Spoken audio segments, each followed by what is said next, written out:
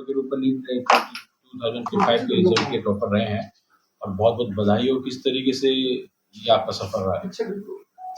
Sir मैंने 10th तक तो अपने गांव डबली रठान से ही स्टडी की और उसके बाद मैं 11th में बायोलॉजी स्ट्रीम लेकर मैं गुरु कृपा करियर इंस्टीट्यूट में तैयारी करने और फिर मैंने 3 साल यहीं से तैयारी की।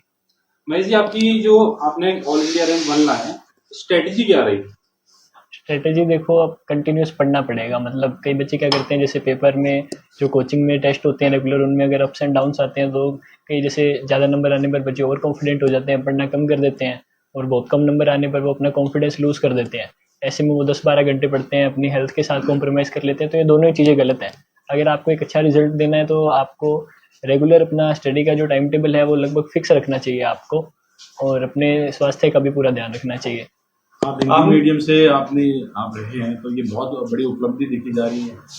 मैं जब 11th क्लास में एडमिशन लिया था तो मेरे मन में भी आया था कि हिंदी मीडियम का स्टूडेंट कैसे नीट का पेपर फाइट कर सकता है, कि ज़्यादातर इंग्लिश मीडियम के बच्चे रैंक दे रहे हैं, सिलेक्ट हो रहे हैं। तब मुझे प्रॉपर गाइडेंस मिली अपनी कोचिंग से। कोचिंग की तरफ से मुझे सब सेमिनार में बताया गया कि कैसे बायोलॉजी में हिंदी इंग्लिश दोनों पेपर को अटैम्प्ट कर सकते हैं, कैसे अपना टाइम मैनेजमेंट कर सकते हैं और कैसे जो हिंदी मीडियम के स्टूडेंट्स को दिक्कत आती है उनको टैकल कर सकते हैं। आपने तो तैयारी की है, तो क्या पूरी जब आपने एग्जाम दिया पूरा विश्वास था कि टॉप रैंक हासिल करेंगे?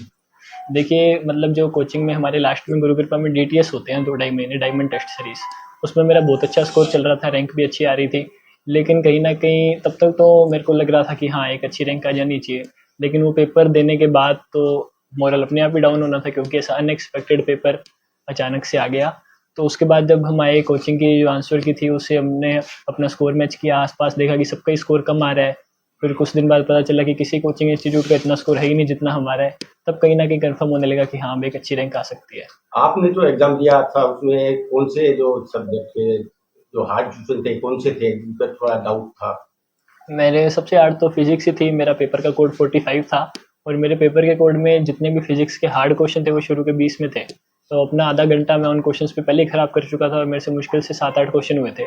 उसके बाद मैं फिजिक्स को स्किप करके एक बार केमिस्ट्री पर गया, फिर मैंने केमिस्ट्री फटाफट की, फिर मैंने बायो फटाफट की, और ज़्यादा ही जल्दी के चक्कर में कहीं ना कहीं मेरी सिली मिस्टेक भी हो गई। केमिस्ट्री में मेरा जो एक क्वेश्चन गलत है वो कैलकुलेशन मिस्टेक है, और बायोलॉजी में भी एक आधा क्वेश्चन और सही हो सकता था क्योंकि वो जल्दबाजी के चक्कर में गलत हो गया।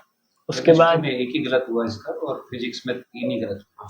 उसके बाद मैंने फिजिक्स वापस चालू की और फिजिक्स में मैं पीछे से लगा, मतलब 45 क्वेश्चन से लगा, 45, 44, 43 ऐसे करते करते मैं 25 तक पहुंच गया, मेरे से सारे क्वेश्चन हो गए।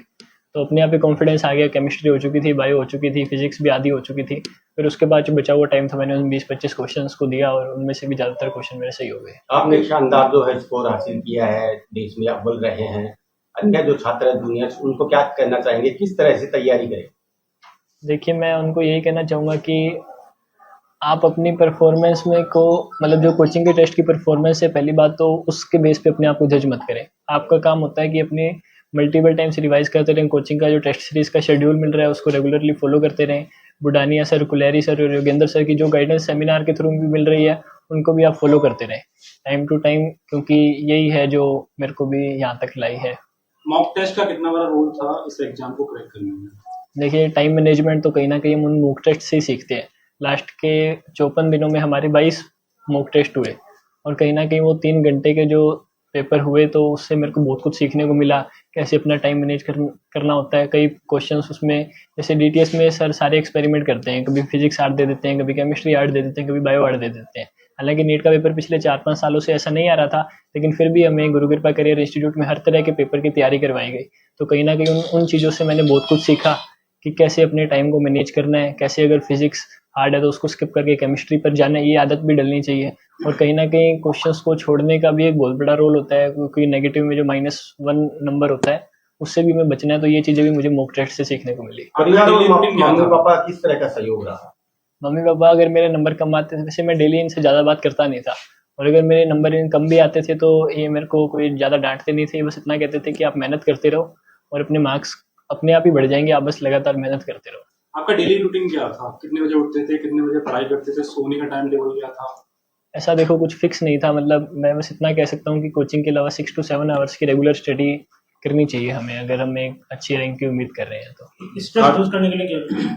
स्ट्रेस दूर करने के लिए मैं अपने पेरेंट्स से बात कर लेता था, या फिर अपने मेंटर से बात कर लेता, या दोस्तों के साथ थोड़ी देर बाहर चला जाता था। क्या खाटू सेल्फ श्याम स्टडी जी- से भी ये एग्जाम क्रैक किया जा सकता है या कोचिंग संस्थानों का बहुत बड़ा रोल होता है? देखिए, मेरे जैसे परिवार में आज तक किसी ने नीट का पेपर नहीं दिया है। यहाँ तक कि बायो की स्ट्रीम में मैं परिवार में अकेला हूँ जिसके पास बायोलॉजी है। तो मुझे तो बिल्कुल नॉलेज नहीं था। 10th के बाद जब मुझे यहाँ पे क्लासरूम में ये पता चला कि 720 नंबर का पेपर होता है, एक क्वेश्चन के 4 नंबर मिलते हैं और 1 नंबर नेगेटिव मार्किंग होती है। तो ये सब चीज़ें मुझे नहीं लग रहा कि मैं सेल्फ स्टडी से कर पाता। गुरु कृपा करियर इंस्टीट्यूट में मैंने 3 साल मेहनत की, हर चीज़ के लिए मुझे तैयार किया गया और तभी मैंने पेपर में एक अच्छा स्कोर अचीव किया। आप खाटू श्याम जी में भी आस्था रखते हैं, सालासर बालाजी में भी, वाहेगुरु में भी, लेकिन आप पिछले 3 दिनों से वृंदावन में थे, तो विशेष जुड़ाव वहाँ कुछ?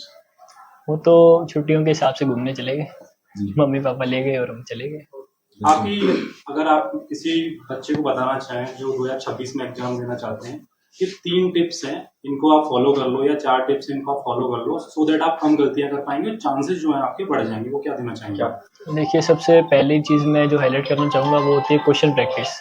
कहीं न कहीं अगर हम क्लासरूम जो नोट्स मिल रहे हैं उसको हमने अच्छे से कर लिया, उसके बाद हमें यहाँ पे मॉड्यूल भी मिलते हैं, उन मॉड्यूल को भी अच्छे से करना होता है। और पेपर प्योर एनसीईआरटी बेस्ड आ रहा था, आजकल तो इस बार का पेपर काफ़ी जो एनसीईआरटी से बाहर भी चीज़ें कुछ आ गई, लेकिन अभी तक पेपर प्योर एनसीईआरटी से आ रहा था। तो अब जो फिजिक्स में जो हार्ड क्वेश्चन थे उनके भी कंसेप्ट कहीं न कहीं एनसीईआरटी के अराउंड ही थे। तो इसलिए सबसे पहले आप अपने मॉड्यूल के क्वेश्चन प्रैक्टिस करो। उसके बाद हमें यहाँ पर समर्थ के नाम से एक बुकलेट मिली थी, उसमें एनसीईआरटी के सारे इंपॉर्टेंट क्वेश्चंस थे, मैंने उसको अच्छे से सोल्व किया।